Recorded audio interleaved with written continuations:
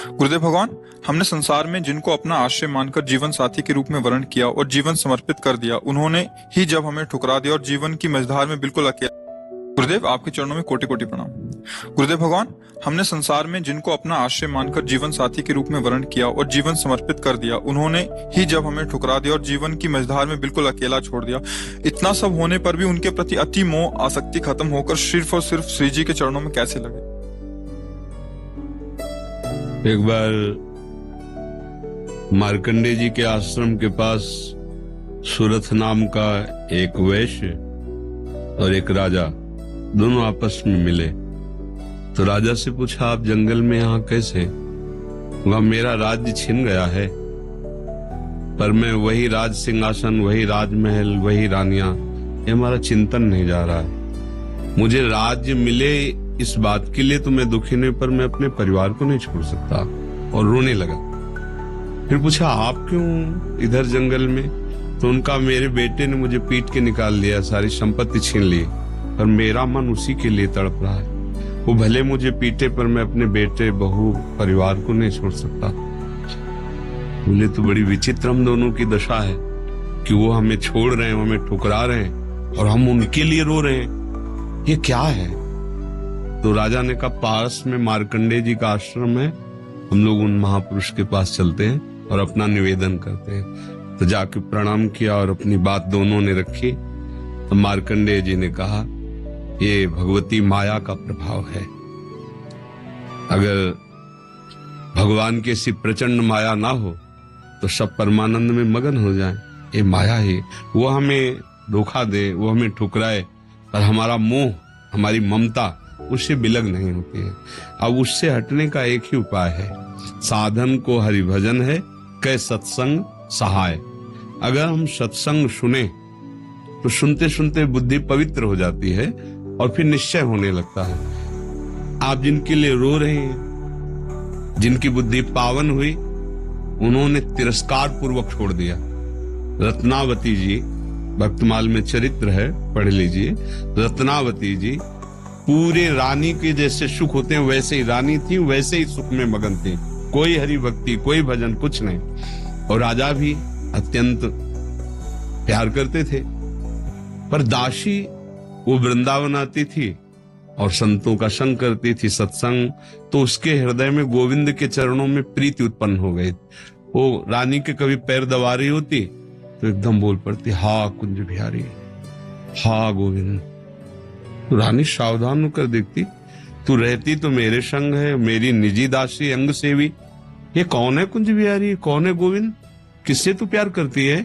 आज तक मुझे नहीं बताया। हमारे यहाँ की दासियां तो आजीवन समर्पित अंग सेवी होती हैं, ये क्या? तो मुस्कुरा दी, बोली, महारानी आप अन्यथा मत समझना, ये कोई व्यक्ति नहीं हम जिससे प्यार करते हैं। नहीं, तू पूरी बात बता दो, मत सुनो, नहीं किसी काम के नहीं रह जाओगे। और रो पड़े। भगवान का जो प्यार होता है ना हृदय में, वो अलग कोटि का होता है। वो बस मत पूछो, आप मत पूछो। अब तो और आकर्षित हुई, नहीं आप बताओ ना। तो जब बैठ करके भगवत चर्चा, उनकी रूप माधुरी, गुण माधुरी, अब वो तो इतना उसके हृदय में अच्छा लगा कि पैर दबाने से हटा के सिराने बैठा लिया। देखो तुम अब वहां नहीं, अब यहाँ बैठ के केवल हमें प्रभु की बात सुनो। इतना रंग चढ़ा कि हृदय विकल हो, उनका कैसे दर्शन हो सकते हैं? गोविंद के कैसे दर्शन हो सकते हैं? बिहारी जी के कैसे दर्शन हो? तो उनका, महारानी जी, एक ही उपाय है, यदि प्रगट में संतों का संग किया जाए तो निश्चित संत सभा में गोविंद छुपे रहते हैं, वो जरूर कृपा करेंगे। तो रानियों कहीं जा तो सकती नहीं, तुम ऐसा करो, बगल में एक भवन तैयार करवाओ संत सेवा के लिए, और संतों को बुलाओ, और हम स्वयं बनाएंगे, संतों को पवाएंगे, उनके श्रीमुख से भगवत चर्चा सुनेंगे। उस समय दिल्ली में बादशाह के समीप विराजमान थे माधो सिंह, उनके पति का नाम था। अब रानी का हुक्म, महल के निर्माण हुआ, पास में संतों, और खिड़की से वो दर्शन करती, फिर सुंदर भोग पधराती, जाके सब संतों को पवाती।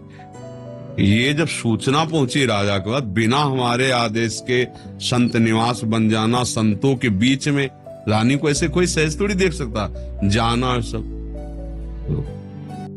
bringing more to the door with free delivery from Just Eat. From big names to local faves.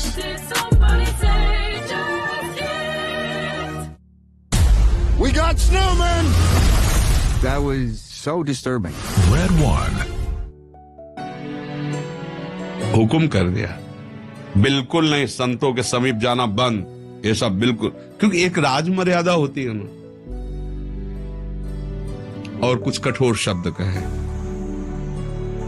तुरंत नाई को बुलाया, अपना मुंडन कराया और संतों के बीच में बैठ गए। बोले, आज से राज अन्न का त्याग।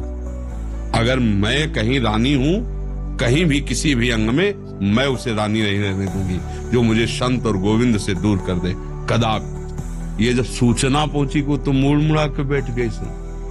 सोचा ये तो मतलब भारी के भारी अपमान, इससे ज्यादा क्या हो सकता है। अगर मैं मारता हूं तो प्रजा विरोध में हो जाएगी, इसलिए इसको मारना तो है। बोले, एक जंगली सिंह लाओ और छोड़ दो, तो संतों को, रानी को, सबको मार डालेगा। ऐसा ही किया गया।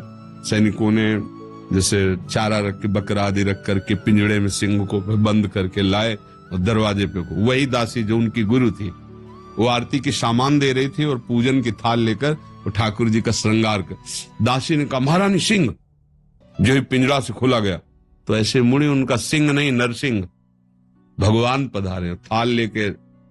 सिंह ऐसे जैसे कोई गाय ना, सीधी गाय हो, ऐसे तिलक लगाया, आरती की, प्रणाम किया। ऐसे सब देखते रह गए। फिर लौटा सिंह को मारी छलांग, तो जो ऊपर बालकनियों में खड़े देख रहे थे ना मानसिंह के आदमी, फाड़ के फेंक दिया और गुर्राता हुआ भाग गया। अगर हम अपनी भक्ति के रंग में आ जाए तो फिर हमारा ये माया मोह संसार नष्ट हो सकता है। अन्यथा हमारे शब्द तो जरूर अच्छे नहीं लगेंगे, पर सही पूछो तो कृपा है जो असलियत का पता चल रहा है। यहाँ कोई किसी से प्यार नहीं करता।